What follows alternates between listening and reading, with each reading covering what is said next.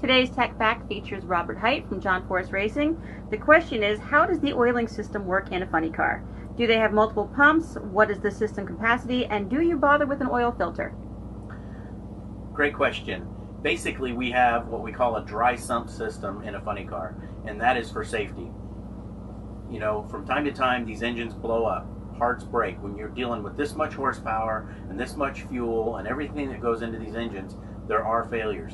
And in a funny car, you do not want to have all the oil in the engine at one time, because then you have more of a chance for a fire. So we have an external tank in the front of the engine, and it's basically a single pump, but it has two sections. The pressure side to feed the engine and keep everything lubricated. Then there's the scavenge side that pumps the oil back to the tank in the front, so that if we knock the rods out, you're not losing that oil and igniting that oil and start a funny car fire. Back in the old days, when you'd see funny car racing, you saw a lot of fires, and it was because they had wet sump systems. We do not run that anymore. It's mandatory in NHRA for a funny car to use a dry sump system. And no, we don't use fuel filters.